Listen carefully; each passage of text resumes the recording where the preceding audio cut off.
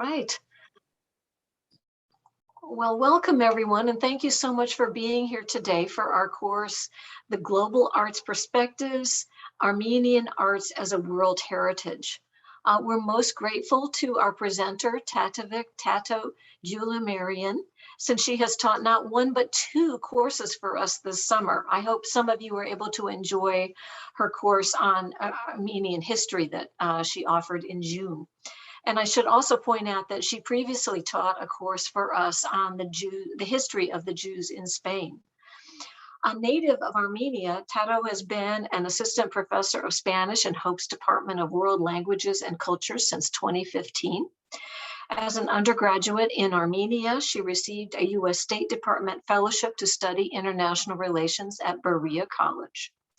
She holds a BA from Yerevan State Linguistic University, an MA and PhD degrees, both in Spanish, from Purdue University. We here in Michigan have a deeper connection to Armenia than you might realize. Metro Detroit's Armenian community is the fourth largest in the United States, just behind those in Los Angeles, New York, and Boston. And Detroit is considered by some as the Armenian capital of the Midwest. The Detroit Armenian community continues to have great pride in their cultural heritage. So as was mentioned, Tato is very willing to have your questions, and I think we're a small enough group today that you can unmute yourselves and just ask your questions during an appropriate pause. And one additional note from Tato, she is going to be playing some music clips, and you may need to adjust your volume a bit on your own computer if it seems a little loud. So with that, I'm going to turn it over to Tato. And again, thank you, Tato, for being here today. Thank you so much, Sarah, and thank you so much to have me again and presenting on Armenia, which is my native country and which I love dearly. I always enjoy presenting to this group of people. I'm already seeing familiar faces, and it's always just a joy to see people that I can recognize. Thank you for being here, and thank you for spending time with me this afternoon. Let me present to you a little bit of Armenian heritage in arts in the global context.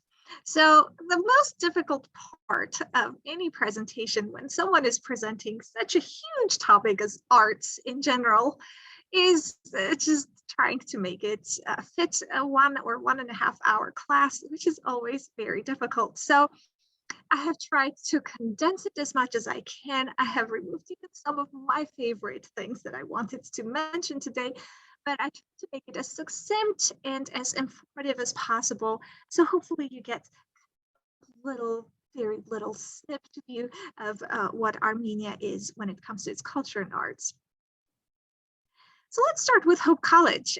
Sarah talked about Detroit, Michigan. Detroit, Michigan is very famous for its Armenian community. The Armenian community in Detroit came after the genocide of the Armenians perpetrated by the Ottomans in the late 19th century and early 20th century. So many Armenians came to the United States as refugees and settled in different parts of the United States, Detroit being one of them. West Michigan, however, is not very Armenian, does not have many Armenians. In fact, there are a handful of us, very few of us. And I just came to learn that when I came to Michigan, to West Michigan, that Hope College is home of several Armenian artifacts. Many of you have probably walked on Hope campus. If you are walking by the Kreisinga Art Museum, near the Dupree Gallery, there is this tufa stone, which is this orangey red stone that you might notice. It is an Armenian cross stone. This was actually erected in 2018, and it is a replica of a cross stone that is found in Armenia. So this was blessed by Father Garabed Kochakian, who is a priest, and Sylvia Kreisinga is the one who generously offered this gift to Hope College. When I arrived here, our librarian, I got a contact from our librarians, and I was told that we have a rare books collection where we can find an Armenian Bible. And here are a couple of pictures of the Armenian Bible from the library at Hope College. An interesting fact is that there is a pencil note written 1848, which is when Holland was founded, but kind of like populated by the Dutch immigrants. So 1848 is the year written on the Bible. However, the Bible is not a 19th century Bible. I went through some of the pictures, went through some of the pages, and sent the pictures to people who can see who the illustrators were and approximately tell. With pictures it's difficult, but I was told that it is an approximately 14th, 15th century Bible. How did it get to Holland? We have no idea. Our assumption is that when people were leaving to come to Holland, Michigan, maybe there was an Armenian priest, because also there was the religious part of the immigration that kind of propelled people to immigrate to the United States, and especially Michigan was the religion, the Christian religion. So this could have been a gift by an Armenian priest given to some of the immigrants, or an Armenian priest was among the immigrants. We don't know yet. This is a mystery in Holland and at Hope College, but it is something very beautiful that you can go and see in the rare books collection of Van Wylen Library.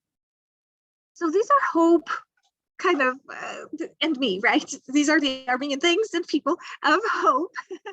But what are these? So khachkars, the cross stones, are actually very typical Armenian. What are those? These were originally tombstones. First khachkars date back to the 7th century, and they were Christian tombstones. Khachkar literally translates to cross, khach, stone, kach. So khachkar means cross stones. So basically, they're stones with a cross in them, and every single one of them looks different. The one that you see on your screen is in Sevan Lake in Armenia. Those were tombstones, but later the khachkars become more of like the Christian staple of the Armenian art, and you can find khachkars anywhere at religious sites. So these ones that you see on the left of the screen, these are on a church wall. So they would put khachkars inside the church walls, and you can see crosses all over the place. These are kind of to depict the devotion to Christ by different people. Usually they would be done by people of some importance, nobility mostly, that would commission others to do khachkars, to make khachkars. Here's another tombstone that you can see. Most of these tombstones tell stories as well. The tombstones are under the khachkars are over them, right? You can see all kinds of khachkars everywhere, really, and all across the Armenian highlands. I'll get to that in a minute. And the largest graveyard of 20,000 tombstones and khachkars used to be in what it is now Nakhichevan, completely erased by Azerbaijanis, and now there is a military base standing there. I mentioned this in my previous presentation when I was talking about the Armenian history.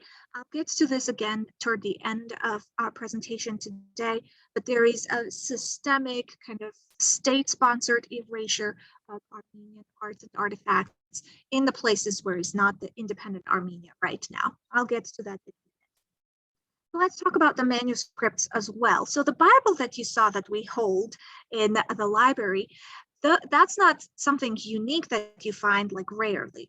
Armenians had what is now called illuminated manuscripts. So they were handwritten, but not just handwritten, but also hand illustrated. And so they were telling stories not only through words, but with pictures. You can find this in medieval manuscripts all over the world. And Armenians are very specific because of its colors. So if you see that here, like red is predominant because it was an easy color for Armenian. I'll get to how they got to the red color.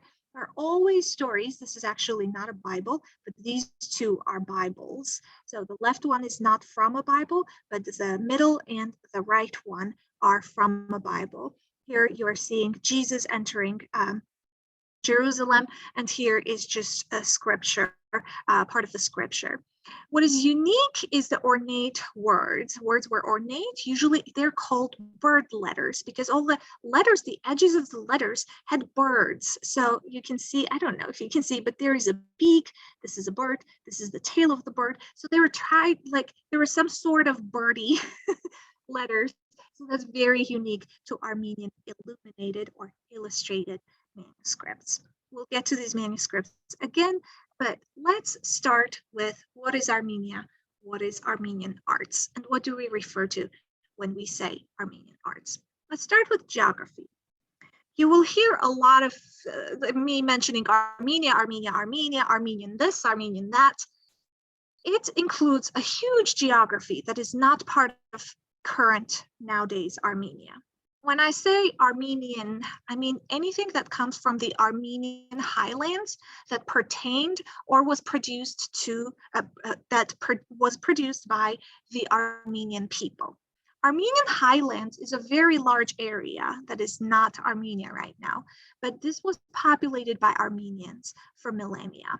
So here you can see the Black Sea, here you can see the Mediterranean Sea, and toward your right, you can see the Caspian Sea. The Caucasus Mountains here, and right under the Caucasus, and kind of encompassing this whole area is what is referred to as Armenian highlands. This is what you will see in scholarship, in history books. When anyone says Armenian highlands, this is the part of the world that they're trying to describe. Now, let's look at another map that will make more sense. So Armenian highlands is any part that you see colored. However, Armenia formed part of different parts of this highland, right? Armenian people have always lived there, but Armenia as a kingdom or an independent state has had different boundaries. Right now, what you see here in yellow is what Armenia is. Unfortunately, throughout the history, it has shrunk and shrunk and shrunk and shrunk and has gotten to what we have been able to preserve here. What you will see here is that a lot of the time, again, maybe I'll refer to that in the future slides so you have the visuals and it's easier to remember, but I will refer to places and names of places, and I will I will tell you which one is in current Armenia, the yellow, and one that was in historic Armenia and which part of historic Armenia it used to be in. Let's start with architecture, and we will go through different parts of the Armenian arts. One thing that I want you to keep in mind, I'm not going to keep saying this, but remember that there is this pre-Christian architecture and then post-Christianity architecture. When was this in Armenia? So 301 AD was when Armenia became an official Christian state. Armenia was the first Christian country in the world. I'll talk a little bit about how it adopted Christianity as a religion, but before 300, until maybe like 1200 before Christ, Armenia was a pagan state. And in 301 until now, Armenia has been Christian. Right now, it's a secular state, obviously, but Christianity defines a lot of what we Armenians are. So a lot of Christians in Armenia, a lot of people that define themselves as, identify themselves as Christians. So when I talk about architecture, we will start with the first empire that is connected to Armenia. The first empire is called Urartu or Ararat. If you were in my presentation about Armenian history, you know Ararat is the holy mountain of Armenians.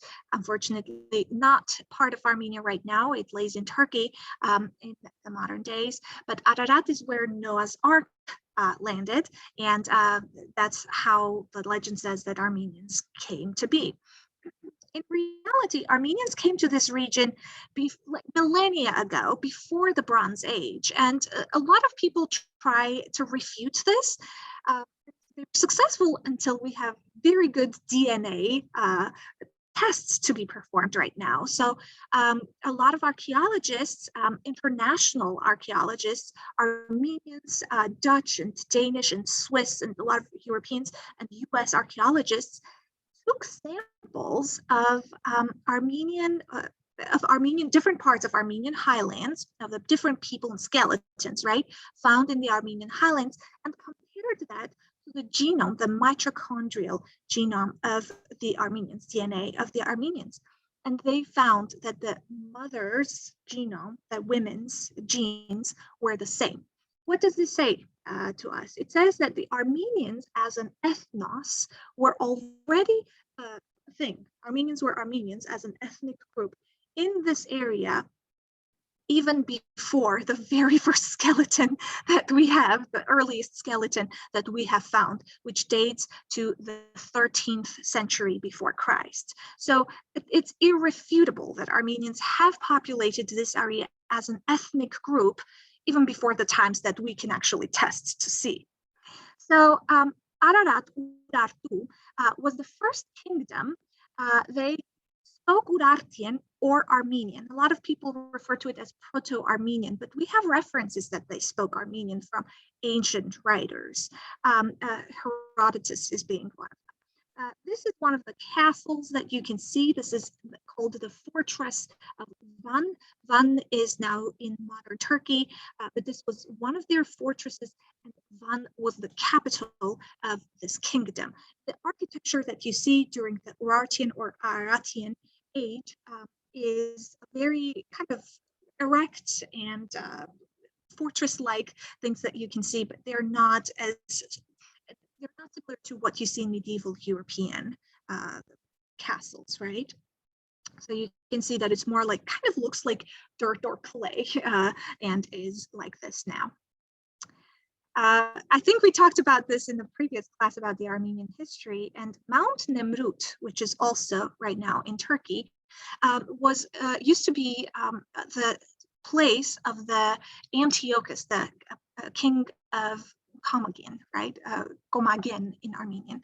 And the king had Armenian descent of Yervanduni kings. So what he did was he asked for his tomb to have these different statues and sculptures commemorating and celebrating his heritage and his Armenian heritage. What you see here is a lion and an eagle. And again, I talked about this in the history presentation, and I don't want to repeat myself if you have been there.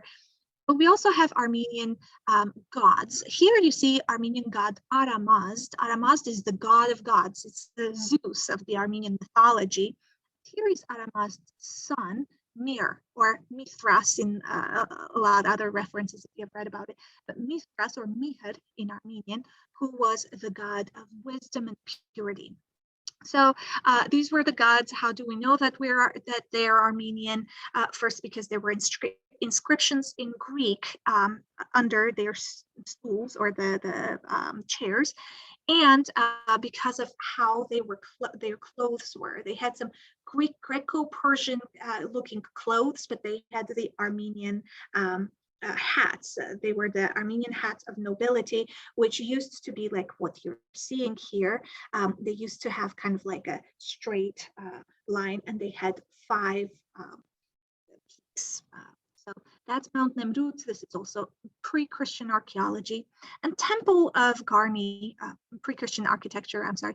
And Temple of Garni, which is in nowadays Armenia, is a 1st century temple. You can definitely see the Greco-Roman influence here. And it's like very many temples that you can find in Greece and Rome. It's because of the influences that Armenia carried. There is this one professor, her name is Ani Maransi. She's wonderful. She's an archaeologist and she does Armenian archaeology. So someone asked her, she said, well, why doesn't Armenian archaeology as an entity come forth in our archaeological studies? Like we hear about Greeks and Romans and Persians from the area, but we don't hear a lot about Armenian. And the answer is very true, actually. Armenians are so unique. And their influence, the area of influence is just that area, but they also have something similar to the Greeks, something similar with the Persians. So there are so many similarities and so much uniqueness as well.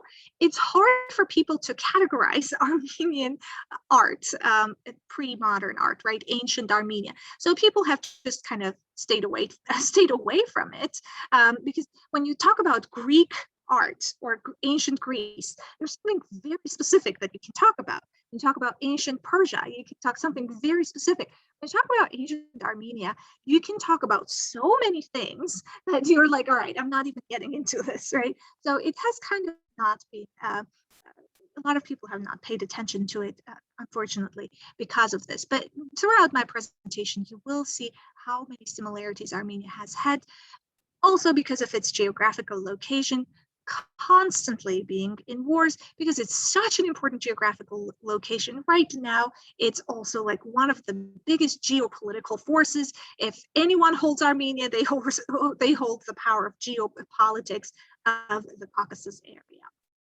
But let's go to Christian architecture. So as I said, Armenia became a Christian nation in 301 AD. There is a city at that time that was called Varar-Shabad, and King Varar of Armenia used to be the founder of that city, and it was the seat for the king.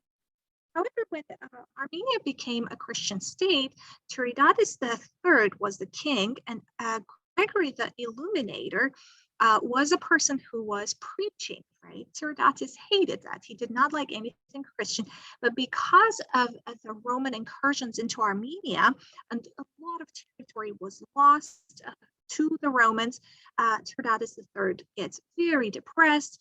His kingdom is getting weakened. The constant war on the west wing of the country, and so he falls into depression. Gregory the Illuminator cures him, and he decides that it's because of the God that he was cured, and he decides that Armenia is going to be a Christian state. So he declares Armenia a Christian state in 301 AD, and immediately after, the seat of Catholicus, the main church of the Christian Armenians, was commissioned to be built. This is where the church is, in the city of Echmiadzin. This was built in 303, 304 AD, and it was built where used to stand a pagan temple. Gregory the Illuminator sees a dream where Jesus comes down on earth with a golden hammer and hammers this site on this, where this was this pagan temple, and says, this is where it should be. Gregory the Illuminator wakes up and says, this is where our first church is going to be, because that means that here is where the only begotten descended. Echmiadzin means the descent of the only begotten. So in the beginning, it was only a basilica, but then in 480 AD, other parts were added to it. So so it looks like a cross from up there, and like you can see different crosses, right? So most of the churches right now in any denomination that you could go, medieval periods or even pre-medieval periods, resemble a cross when you enter the building. So you will go in, and then the altar would be the end of the cross, and then you would have two wings, right and left, which would be the wings of the crosses. This city now became, well, in this period, became the city where a lot of churches were built. This is the inside of Echmiadzin. By the way, it's very ornate and beautiful, unlike most Armenian churches, because Armenian churches are very simple. This is a place where you go to do penitence. This is the place where you go to pray. So Armenians do not believe that churches should be ornate. They do not believe. This is one exception where you see every single wall ornate with illustrations. So this city, Echmiadzin, named after the church now, is a place where you can find a lot of churches. The Saint Gayane Church is also in that same city. As you can see, it's beautiful. This was built in the 7th century. Saint Gayane was a martyr who was martyred for being a Christian during Tiridates' third time. And his friends, they were nuns, they were virgin nuns that were actually persecuted by Diocletian, the same guy who invaded Armenia in the 300s. So they came and found refuge in Armenia and started preaching Christianity, trying to spread the word. And they were martyred because they were Christians. Then was said to be a very beautiful woman by Diocletian and Tiridates III, the kings of Rome and Armenia, and she said that she's not going to be married because she's a nun belonging to Christ only, so her painting, of course, depicts her horrifying death, how she was tortured and killed because she said no to two kings, basically, and she was preaching for the Armenians to become Christians. And now there are two of these churches that you can find in the city of Ecumati. Remains, unfortunately, have not stayed here. They were in Hurmukla, which is now where Syria is, Syria and Lebanon, around that area.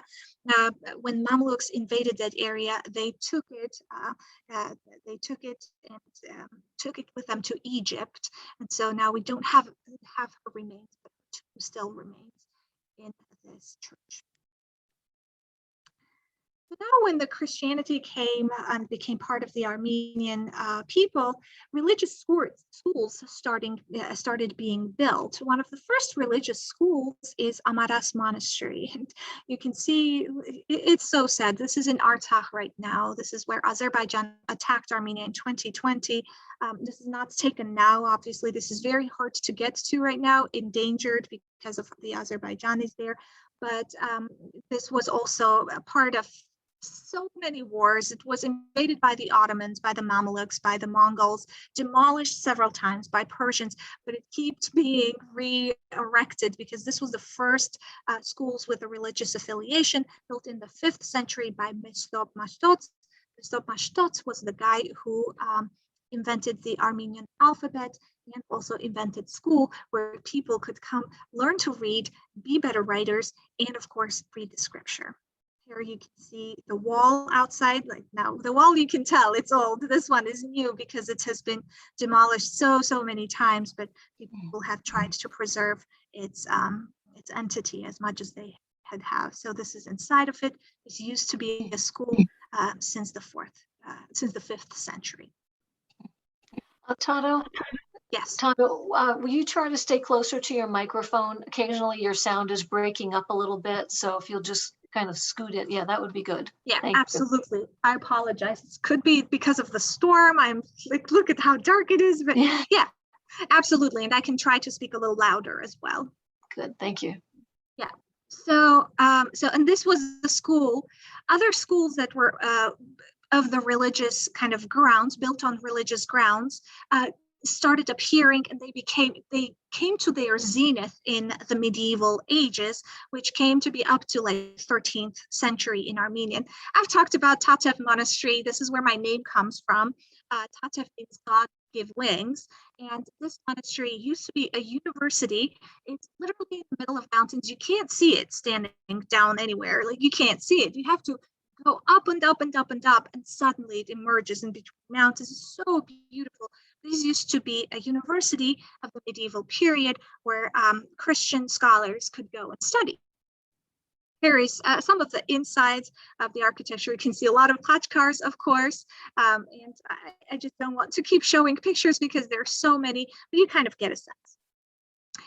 And architecture, of course, comprised of a lot of fortresses, because there were fortresses pretty much everywhere. A lot of them are in ruins. This is one of my favorite fortresses. I try to visit this as often as I can because it just kind of gives me an interesting sense of wondering of the medieval period. This is called Ambert Fortress. It's this high in the mountains. You can't see it. You drive, and then suddenly you see this fortress. This was where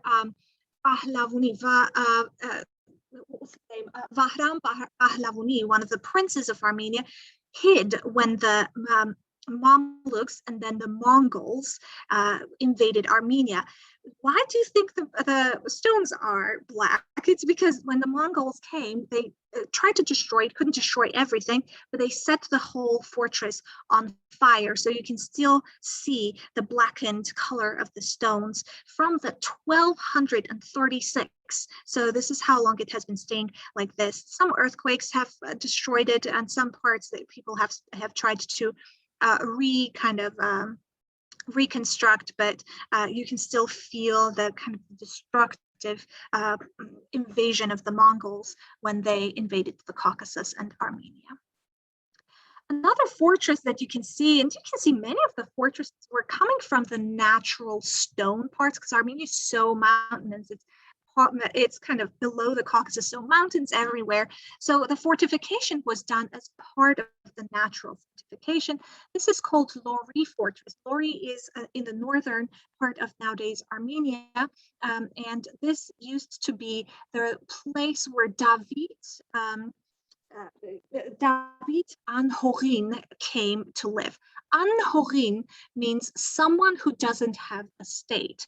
David An-Horin used to be one of the kings or princes at that time before the invasion of the Ottomans, the Turks, and they invaded Ani, which was the capital of Armenia at that time.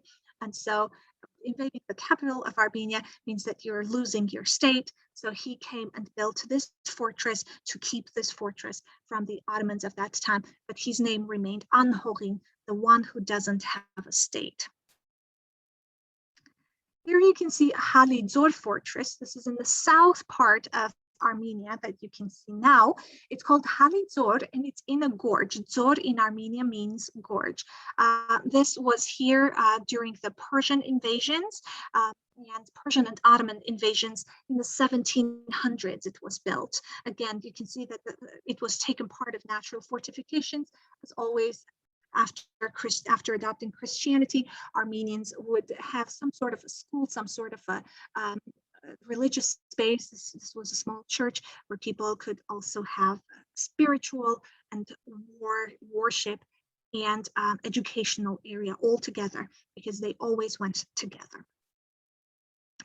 You can see here the Bayazet or Daroing Fortress of Armenia. This is not in Armenia right now, as you can see from the picture, but this is now what stands in Turkey. This used to be a church. A lot of churches of Turkey, of what is now Turkey, have been converted to different places. They're now museums, hotels, I don't know, Muslim places of I'm losing the word. Anyways, do you understand what I'm trying to say? The word doesn't come to my mind, but so they have been either converted or destroyed, but this is what remains of that fortress as well. And this fortress fell in 1870s when Russo-Turkish war was taking place. Of course, Armenians were fighting on both sides. Unfortunately, it's a very, very sad story of two empires trying to find each other on a different ethnic group's territory. And that happens a lot throughout Armenia's history. So what is Armenian architecture now? Armenian architecture is very interesting. One thing that's very specific to it is the pink color. Yerevan, the capital of Armenia, is called the Pink City, and it's because of the stone, tufa, which is a sort of a limestone that kind of dominates in most of the structures of the city. I have several pictures. This is the Republic Square of the city and some of the part of the government building that you can see. The other stone that you can see is this grayish dark stone as well. And this is what you would see in most of older cities, right? Once cities became like most when industrialization started happening. So you will see this type of structures in the cities. The arches are very, very recurring in the Armenian architecture. So these are arches you will find time and again in different structures and different architectural structures. Villages, on the other hand, looked a little different. So this is in Dilijan, a village in the north of Armenia. This is a revived neighborhood. This is obviously more reconstructed now. And you can see most of stuff coming from, yes, stones, but also from wood. So you can see here as well, this is what villages would have looked like back then. Some villages still look like this, obviously, but this is when you can tell this is something historic and not through the Soviet time. Where people lived used to be kind of like squares. You would enter a building, enter into a square, and this is how you would get to other people's apartments, right? So you probably have seen this. Spain has this type of typical neighborhoods in the historic part of Madrid, for example. You can see this was similar in Yerevan as well, or in the cities of Armenia. So you would have a little courts and people would see each other. Neighborhoods were close by and it was beautiful. And there was such a nice kind kind of ambient. This one is converted into a restaurant right now, but you can still feel the old Yerevan feel when you come into this restaurant to eat. What is Armenia right now? In general, this is the church where I got married, by the way. So it's a combination of old and new. Here you can see a church that was built in 1233 and a church that was built in the 21st century, 2000s, right?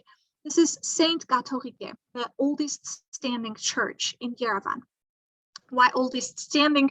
There were many other churches destroyed by different invaders, and the Russians when Armenia became part of the Soviet Union. As you know, Soviet Union did not accept any religious affiliations of anything, so no state could be religious. Atheism was promoted, and churches were either demolished or closed down or repurposed. What did Armenians do to save this one church? They built the National Science Center over this church.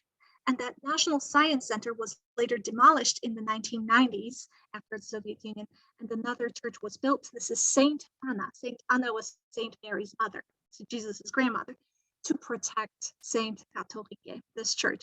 I don't know if you can see, but you can see gunshots on this church. There are so many gunshots that you can see. As you walk by, you see the history come through in front of your eyes. It's such a beautiful place, so spiritual.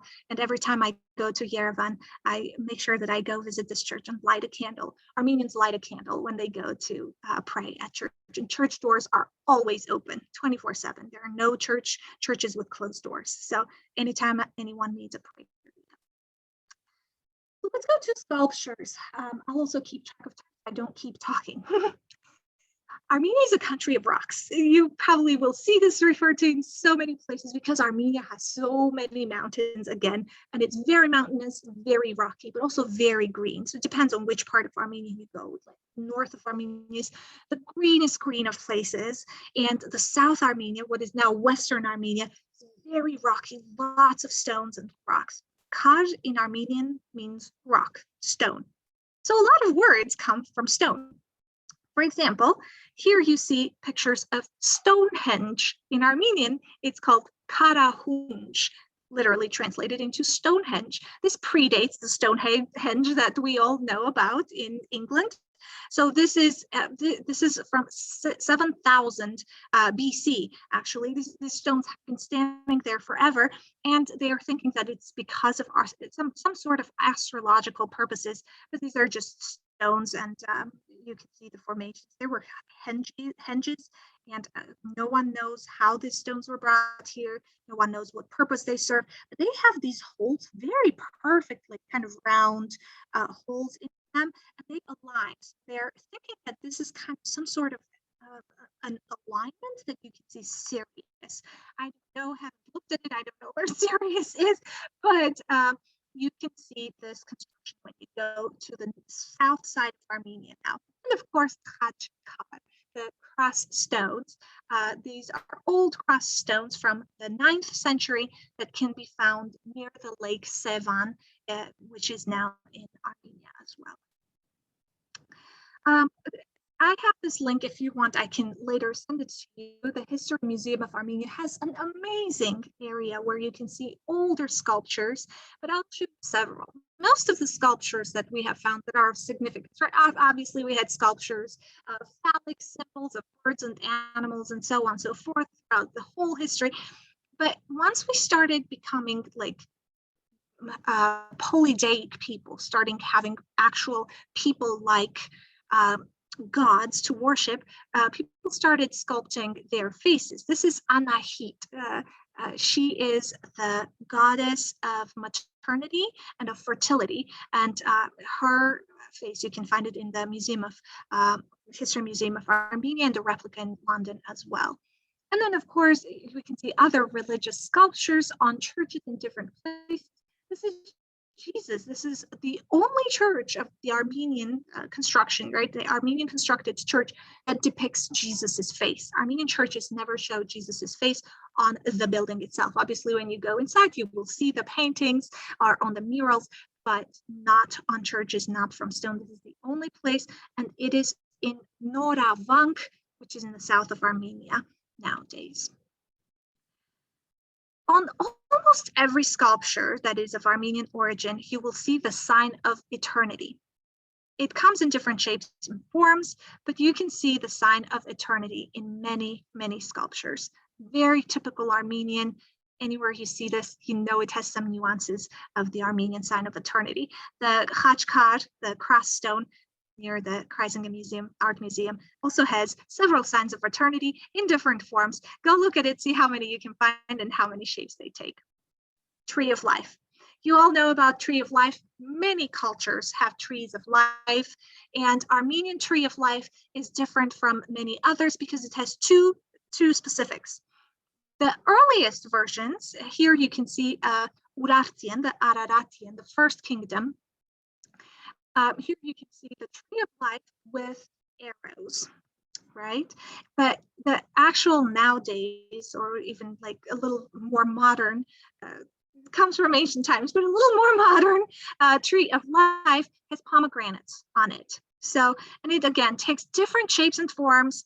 Here, for example, this is a tree of life that you can see in Cascade. This is a building, the art museum, the modern art museum of Armenia. It's a cascade. It is literally a cascade, and every single floor has different museum. But here you can see a different form of a tree of life with the symbol of eternity, and with wheat. Wheat is also very symbolic Armenian.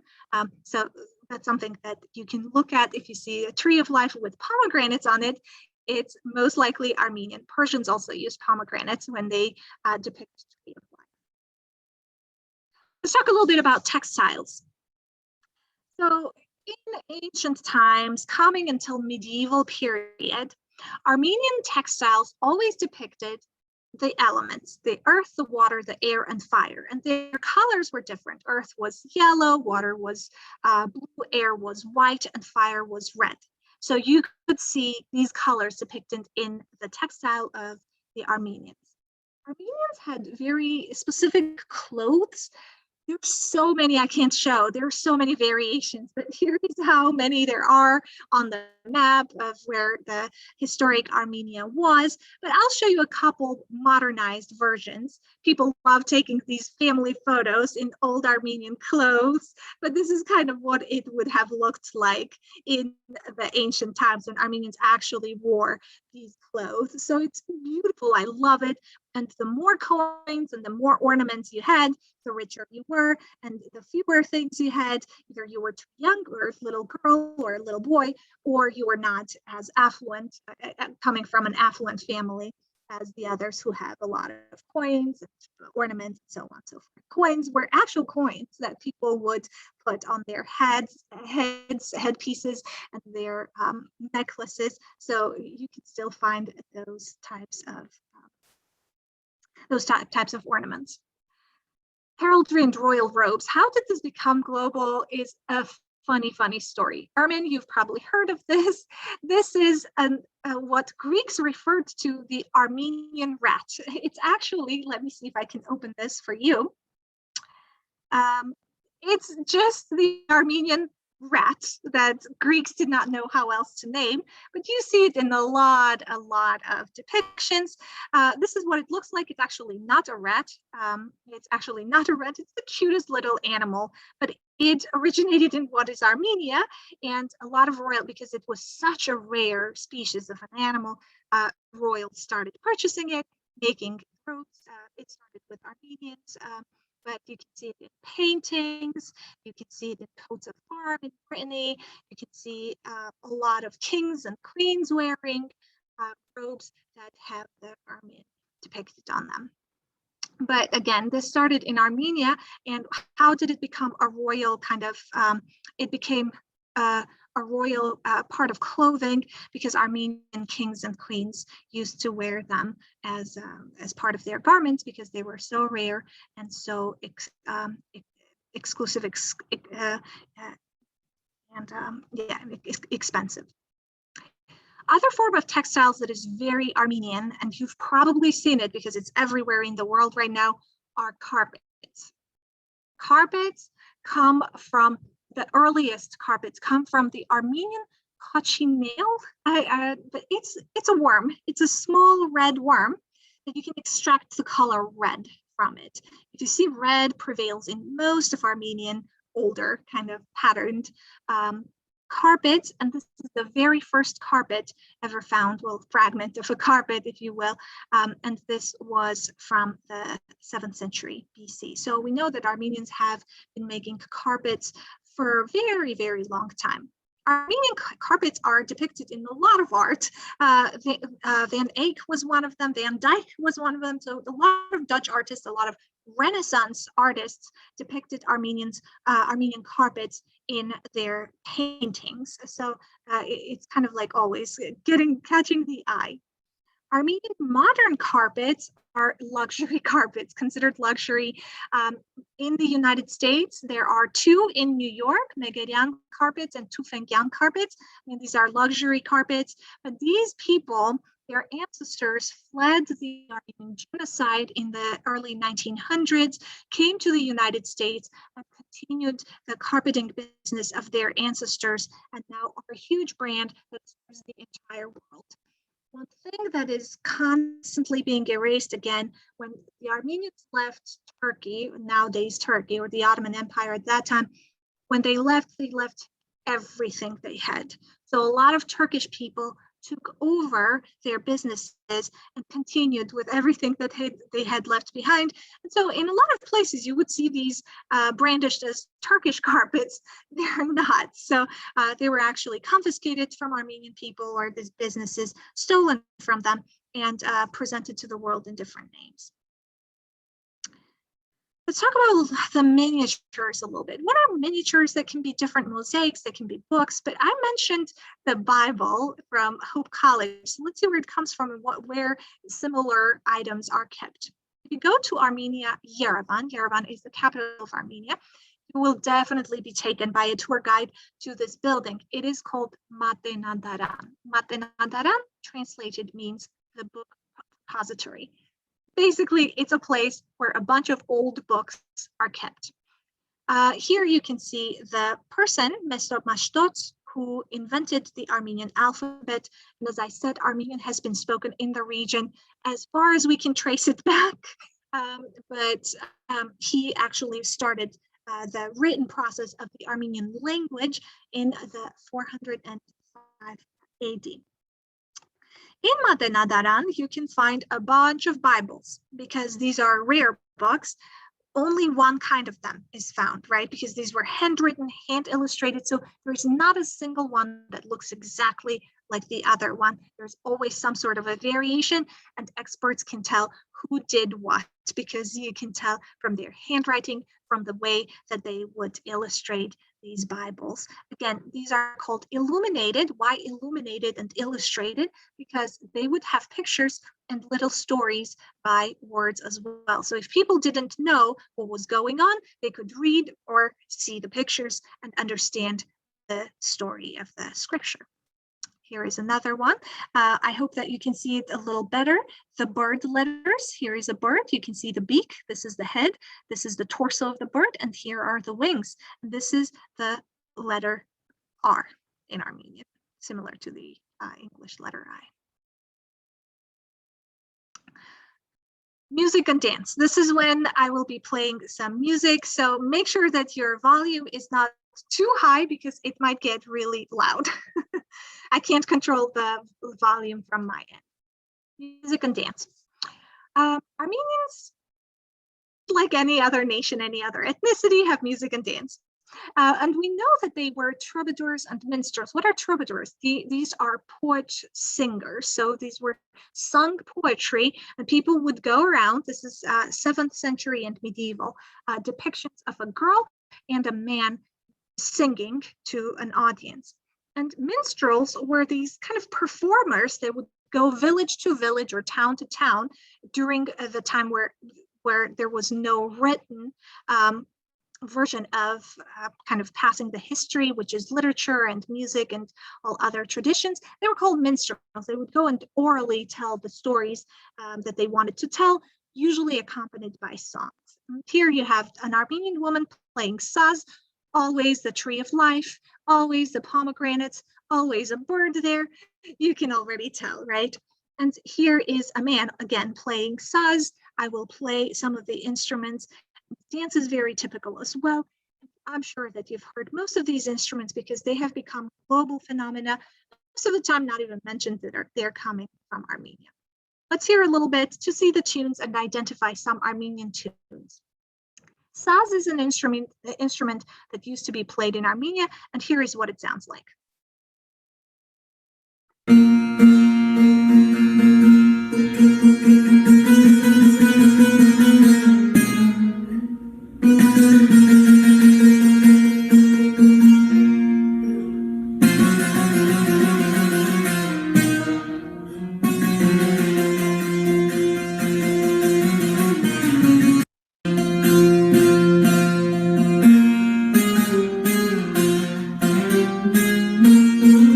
So you kind of get an idea. That's what saz sounds like, typical Armenian instrument that comes in a lot of music. It kind of recurs a lot. Duduk is a very famous Armenian instrument. You hear it in all movies right now. Every movie will have a sad part with the duduk. It's called a sad instrument because most of the time, duduk kind of has some sad tunes. You will hear it in a second. Casparian was one of a world famous duduk player. He passed away several days ago at the age of 91. And it was a big loss for the Armenian community because he made duduk a worldwide, a global phenomenon. Here you see a piece that was written during the genocide. It was a woman mourning the loss of her love.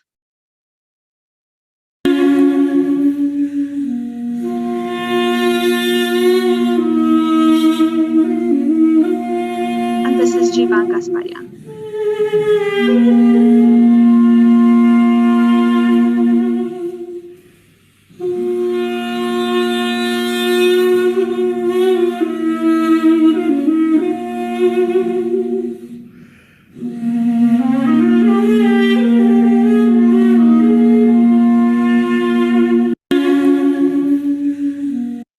As you can see, it's pretty sad. But again, duduk is associated with sad music. Duduk is played a lot during funerals right now in Armenia. But you can still hear duduk in happy songs, and we'll hear some happy duduk as well. Kamancha is another instrument of Armenian origin. And here you can hear Vigen Hagopian. He's, again, a very famous performer of Kamancha.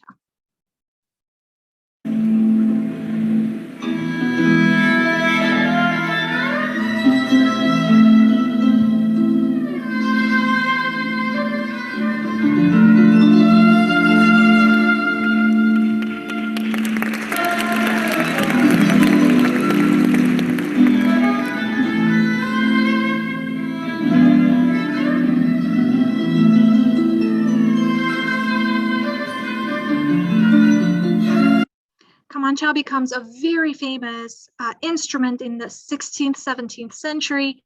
And Kamancha is then transformed into this more regional instrument where Georgians and Azerbaijanis of now, at that time they were not there, but now Azerbaijanis can also play. The Ottomans started playing Kamancha as well, the Arabs, the Persians.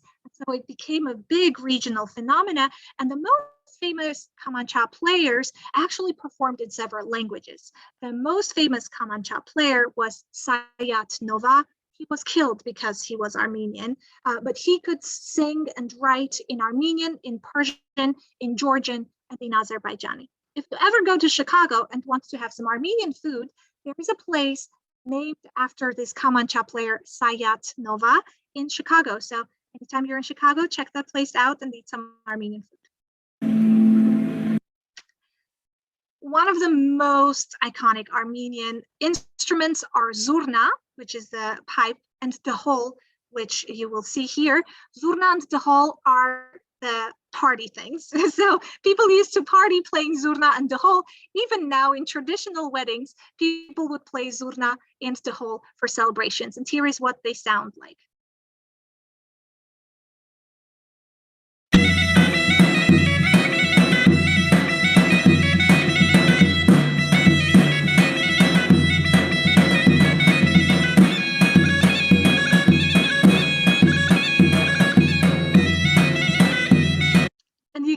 that. It's a happy song. This is played in was played in big celebrations.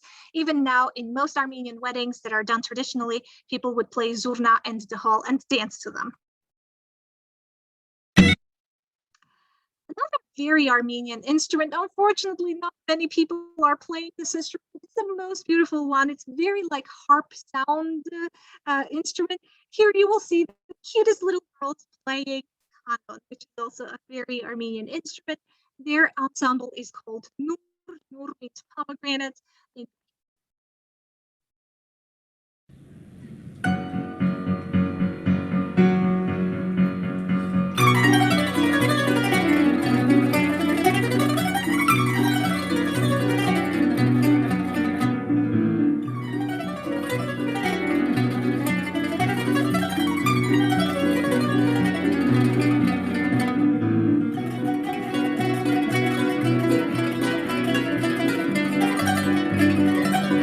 This is crazy. I don't know how they do it, but they're such great performance, and I love the sound of Canon.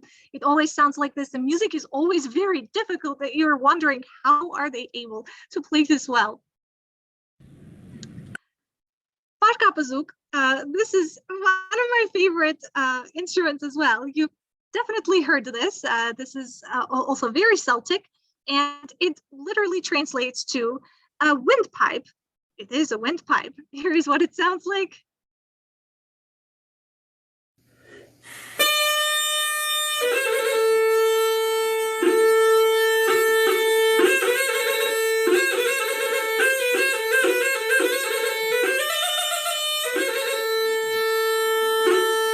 Again, unfortunately, this one is not played as much anymore. It's kind of like going away, and I hate to see this. I really want it to be revived and retaken again. This used to be played in weddings as well. When the guys would go, the groom would go to take the bride out of her home. This was the Armenian tradition. They would come with Parkabazook, Zorna, and the whole.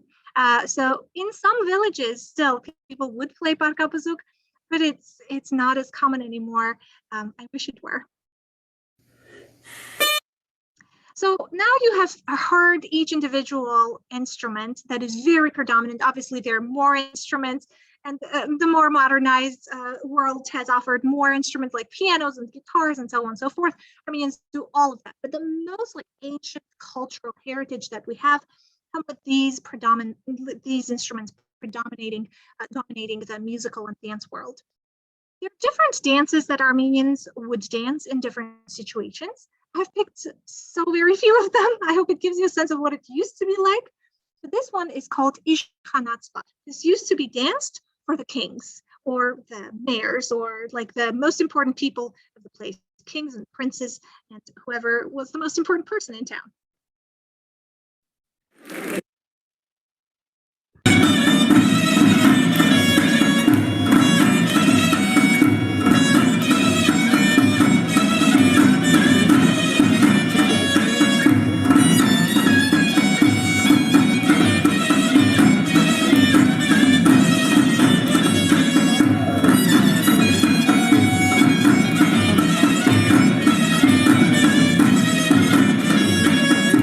So on and so forth. It's very beautiful, actually. A long dance that would be danced both by men and women. By the way, just like this gendering things were not much of a cultural thing in Armenia. So men and women would come a lot of the times, come together, even during wars. And I will show you some of the depictions of how they did this. I have very little left, so bear with me. Yarkhushta used to be the war dance. This was danced by men before going to war. This was kind of to give them like the spirit and courage to go and fight a war. This is what it looked like.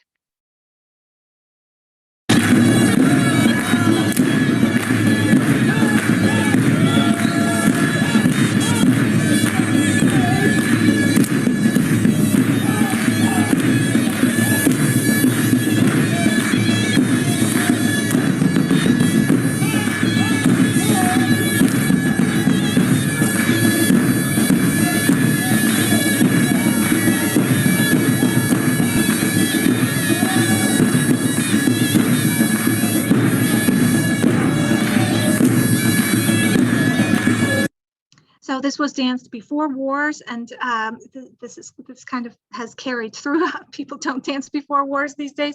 I hope there are no wars ever. But so this is what used to be the case. That is my favorite dance. Literally translates to fortress, and what people do is build a fortress dancing. So we're going to see how it's done. I will be fast forwarding a couple of places so you kind of get a sense of what it's like.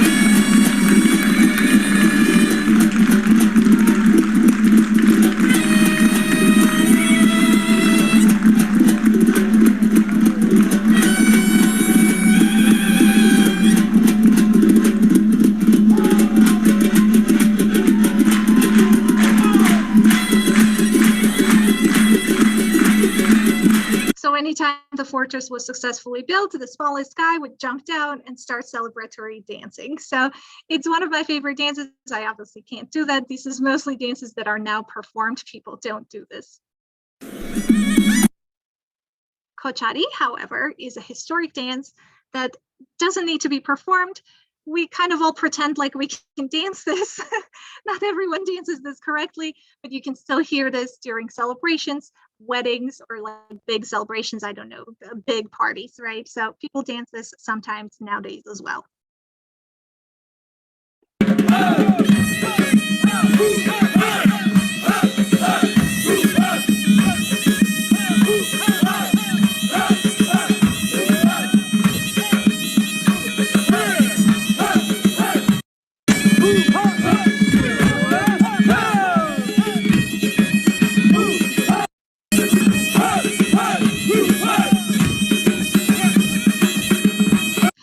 Basically that funny thing at my wedding, one of the announcers was like, all right, let's dance, because we were having a wedding in Armenia.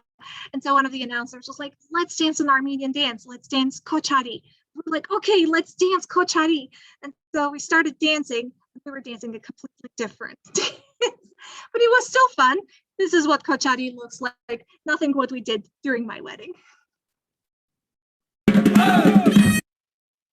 So anyway, so the music has obviously evolved, and we have come to an era where there's a lot of globalizations, a lot of things that affect different musical instruments, different musical performances, and obviously Armenian music has carried through the world as well. Komitas is one of the most well-known Armenian composers of the 20th century. This is all 20th, 21st century. But let's hear a little bit of Komitas.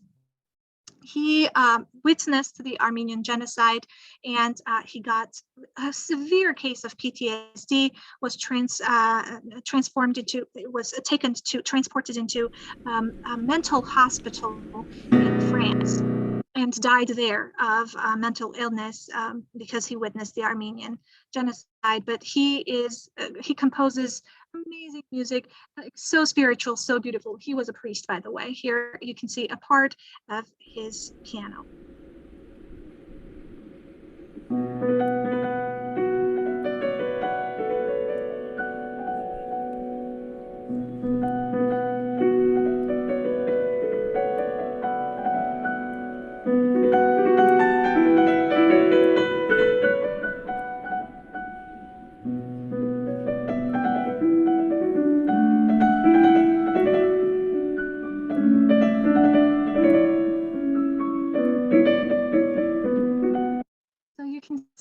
Armenianness just seeps through his music, and like this da-da-dum, da-da-dum, the trios and melismas are very, very typical Armenian that still come across through various other composers.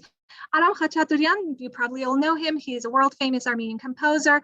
One of his most famous works is the Masquerade, and there is ballets and different other orchestras and symphonies that perform his music. Oh no, we're gonna get an ad, so let's watch an ad. We all need to have it.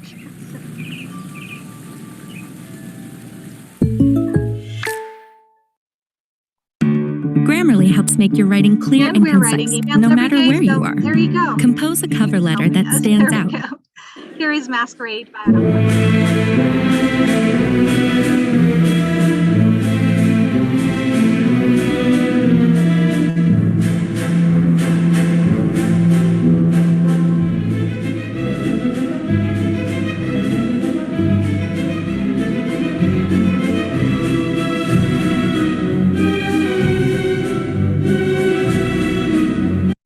This is such a famous piece, and it's performed in so many places and ways. It comes in so many movies and theaters and everywhere. You're very familiar with it, I am sure. Arno Babajanyan is one of my favorite Soviet-era composers of Armenia. He's very well known in the world. You may or may not have heard his work, but here is one of my favorite compositions by Arno Babajanyan. Arno Babajanyan, Nocturne, hence hima.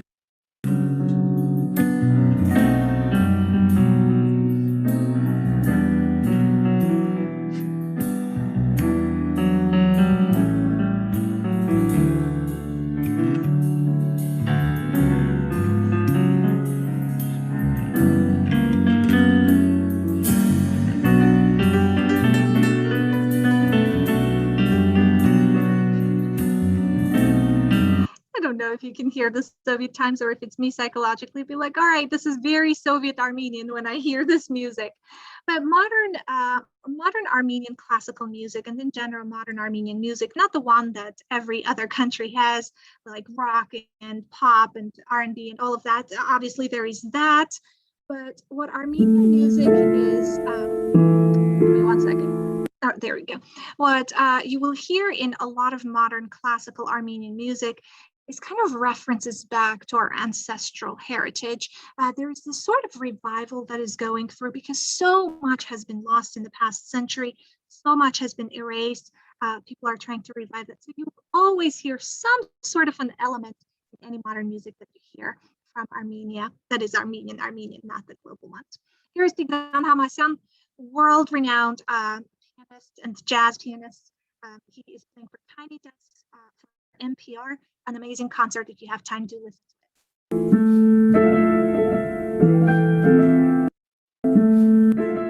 Because I want to save time, I'm going to have him play in the background, and I'm going to talk a little bit about the attempts to erase anything that's Armenian in the world now.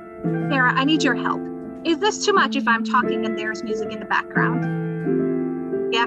All right, let's listen to music first.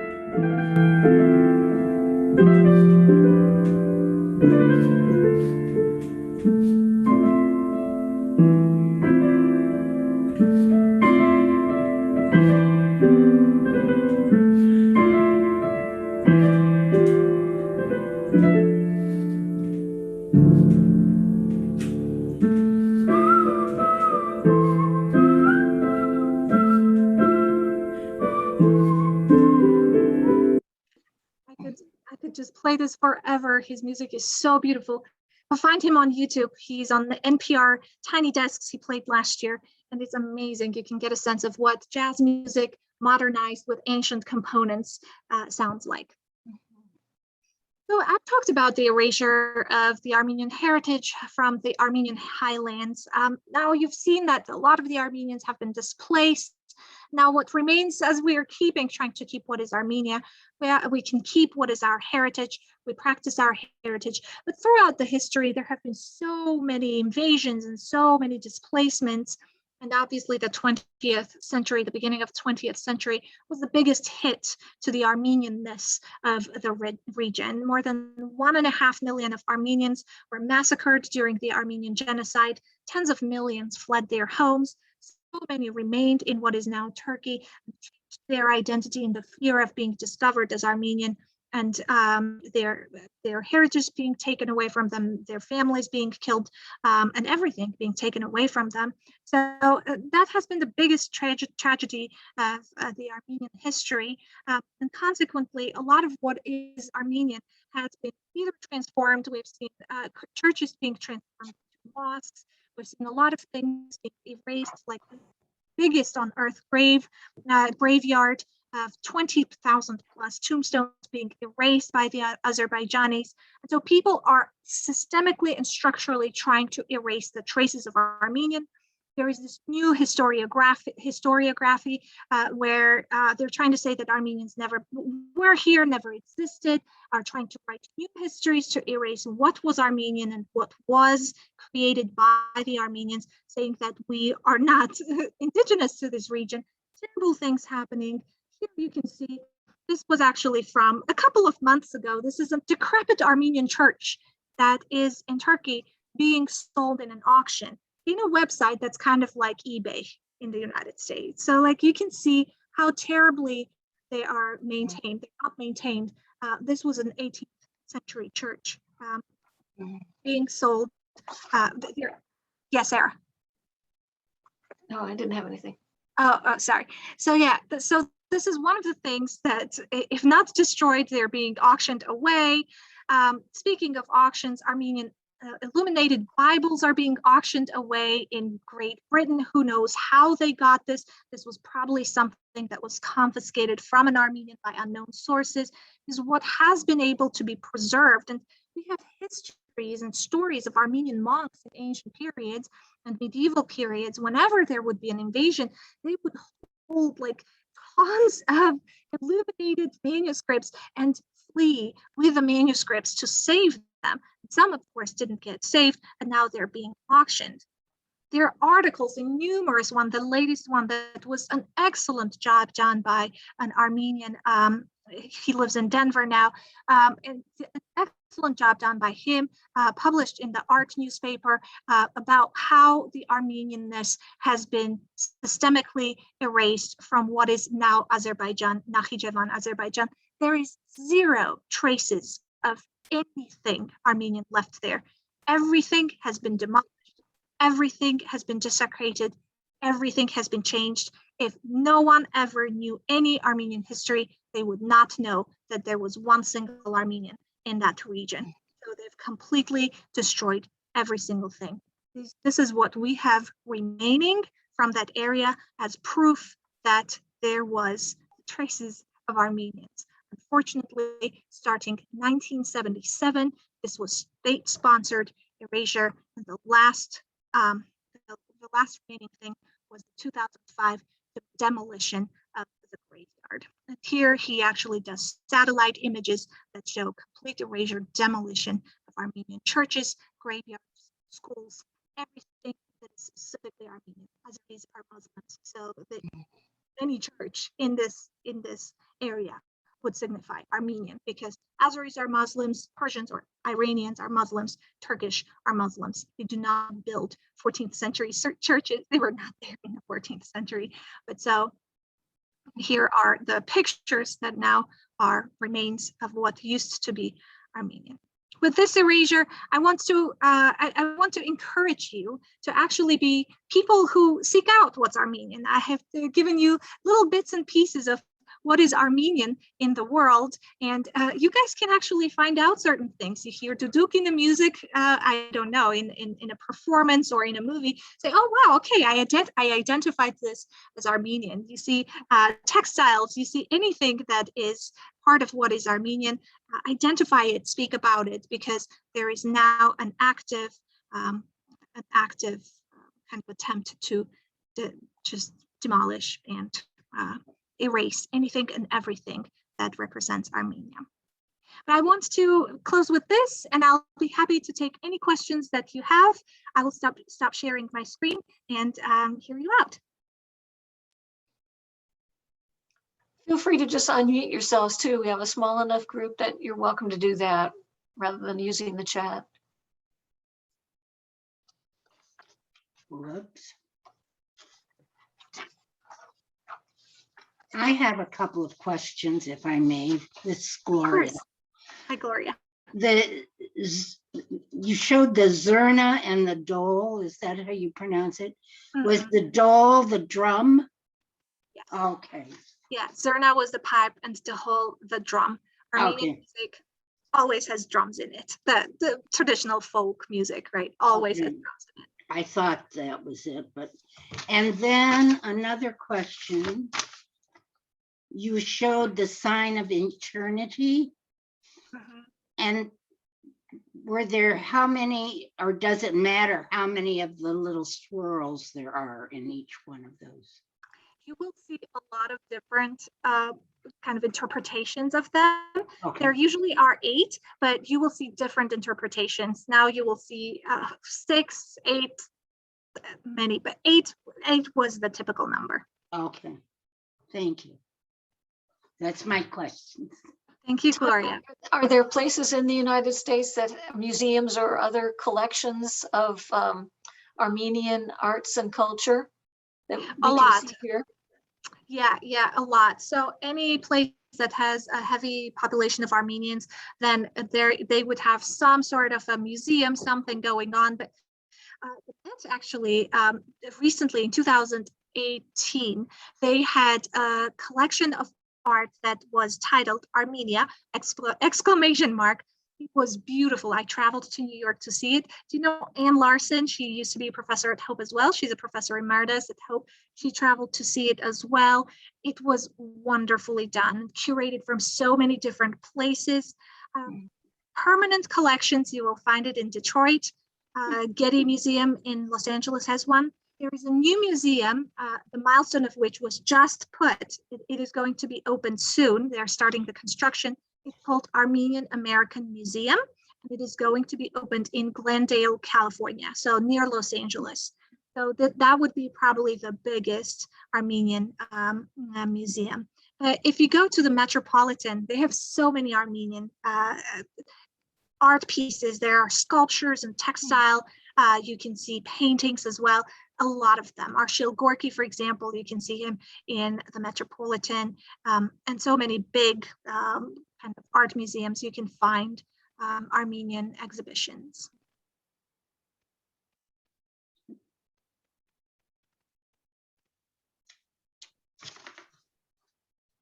Your enthusiasm makes those of us who love travel anxious to be allowed to travel again. And when the time comes, will you go with us, please? Oh, I would love to. I'm always looking for ways to go to Armenia. I just went in May, and I was telling my husband yesterday, I was like, oh, I am dying to go back to Armenia because I can never get enough of it. It's just I'll so join amazing. that trip. Yes. Maybe we should set one up through HASP. Yes. Yeah. That would be so that'd be amazing. terrific. That will would be hire terrific. actual professional guides Yeah. that will know much more than I do. I'm just an amateur here, but it would be amazing. I can't wait to be able to travel. Like you said, Dawn, it makes us anxious to go places and learn about cultures. Yeah. When you talked about the pictures in the Bibles, you said the red was predominant for some reason, but I didn't catch it. Yeah, so there is this insect. Give me 1 second. I will see if I can Google it and Oh, show I you. have the name. Do you have the name? Lckineal. Yeah. It's called cochineal. Yeah. I don't know if I'm pronouncing it right. In Armenian, it's called Vortan Garmir. Literally, it means red worm. I don't know who I sent this to. It's half virtual classroom. So, I think I sent it to Susan. So it's cochineal, means red worm. And so they would get these worms, put them in the water, and then the water gets red. And so they would extract the color from these red worms. Very Armenian, very typical. And the red would predominate in most of the places because of the abundance of this worm in the area. I just sent that word to everyone. I heard my name, and yes. Yes. Yeah, Susan, thank you very much. I couldn't send chats to everyone. Oh, yeah. You're welcome. I'm curious, the instrument that worked like a bagpipe Yeah. that you showed, did that influence this Scottish bagpipe, or did they grow up independently? They certainly look similar. They look similar. So there is not a specific answer, but we know that Celtic people originated from this area. And so there is a lot of influences, Armenian influences that you will find in the Celtic cultures. So the bagpipe, the windpipe, the bagpipe, and the Celtic crosses, the Irish crosses that you can see are cross stones there. You can see the Stonehenge in England right now. But yeah, there is a lot of influences. There is not A to B, not a simple answer to that. But yes, there have been influences, and people think it's because the Celtic people originated from the Caucasus area.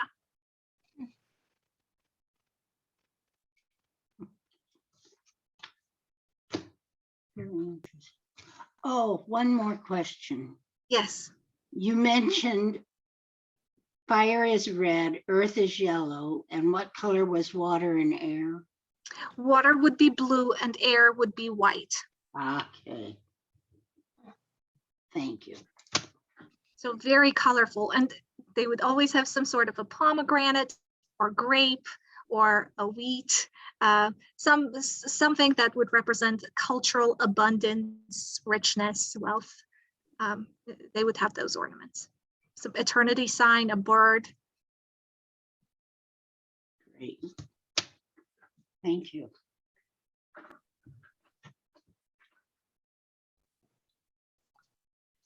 Tato, can you tell us a little bit about the linguistic origins of the Armenian language? What are the real early roots of that? Is it Indo-European or something else? Yeah, so Armenian is an Indo-European language. It's its own family. Armenian is not like any other language. It's its own branch, and it's Armenian only. There are 3 Indo-European languages that are their own thing. One of them is Armenian. The other one is Greek, so ancient Greek and modern Greek, and Albanian. So they do not come from any other Indo-European language families. So Armenian is unique like that. Okay, interesting.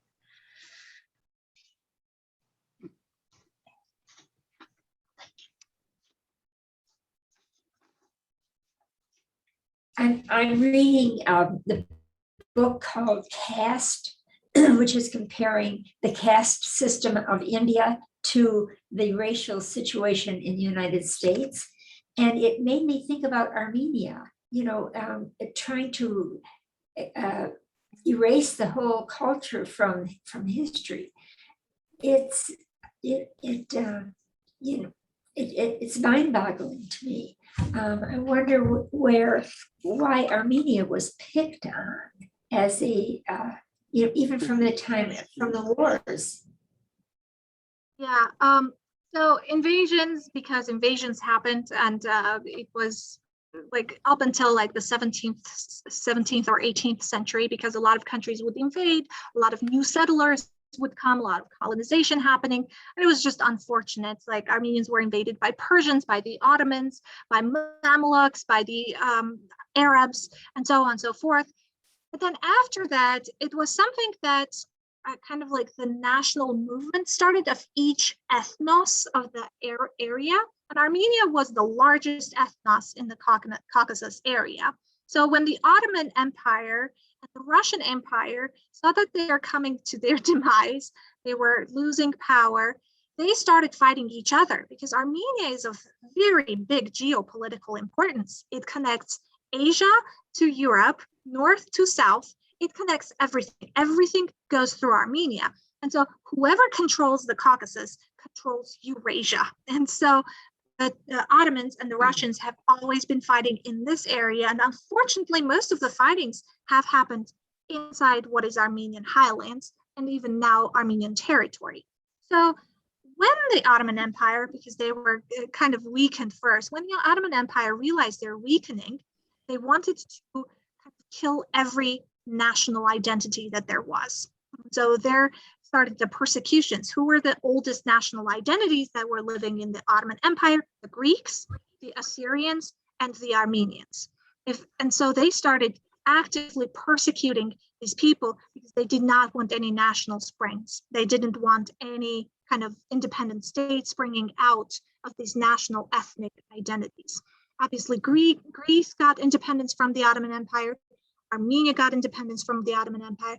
What Turkey, nowadays Turkey, even today, is trying to do is suppress any territorial claims that Armenia could have against Turkey. And they know it's huge. They know it's huge. They cannot erase everything because you cannot demolish history. You can demolish churches, but you cannot demolish everything that has ever been written and said about these things. So and documented. So they're actively perpetuating Armenophobia in Turkey and Azerbaijan now, because the only thing in between a pan-Turkic state, which is their aspiration, the only thing in between a pan-Turkic state is Armenia.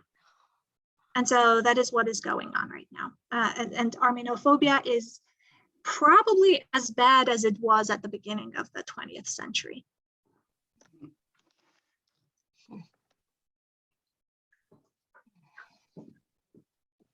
I have something that came to me directly from Patty Brink. If you ever get to Phoenix, see the Music Instrument Museum. They're from all over the world. Yeah. Nice. I've never been. That would be so great. Thank you.